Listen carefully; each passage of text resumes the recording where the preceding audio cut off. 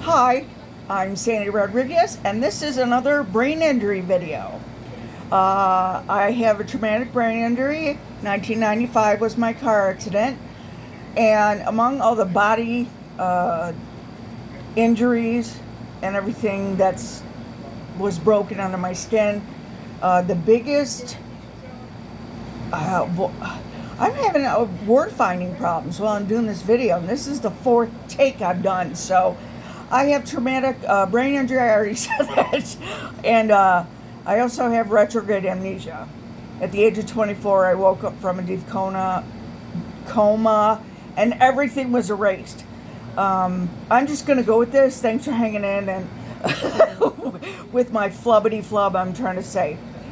Please like this video if you do, subscribe, become a member, and no, not members only jackets, I don't have those, and leave a comment or a question or a suggestion.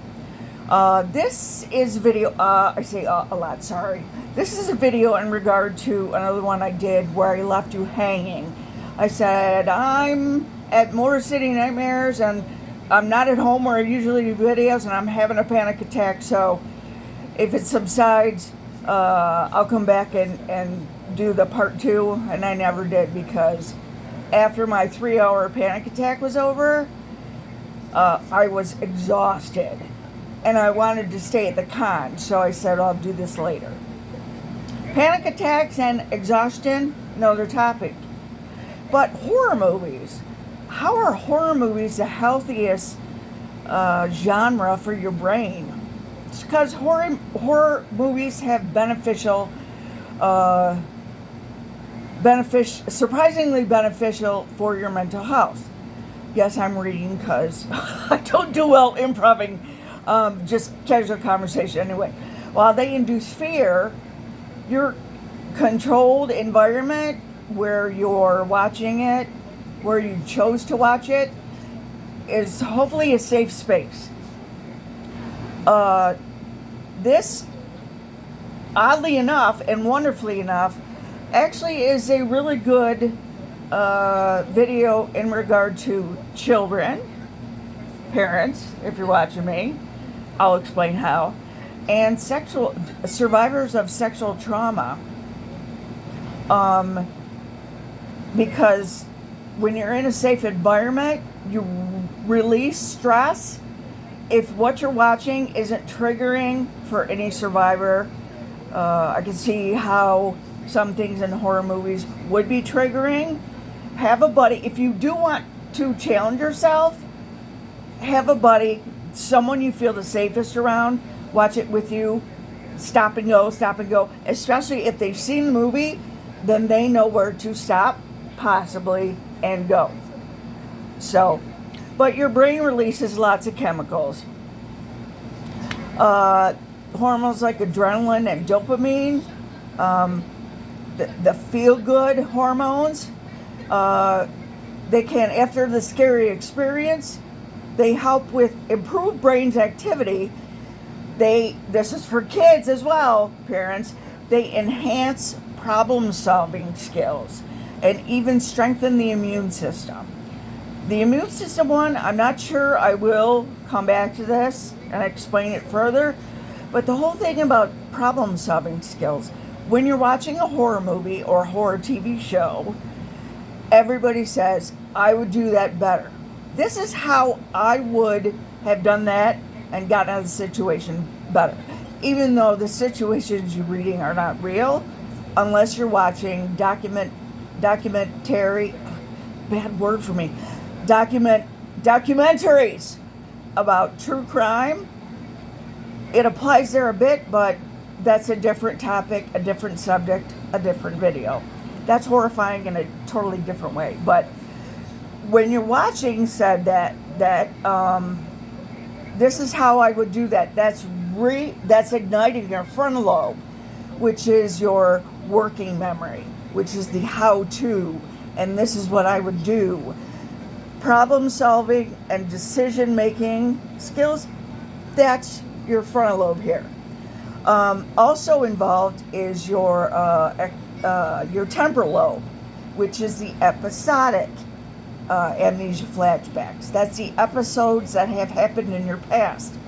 If you have a true story about what you're watching, maybe it's somebody chasing, that's part of the brain's going to ignite, because you'll start thinking, or you may start thinking about the situation in the past, and this is how you make a new story in your head.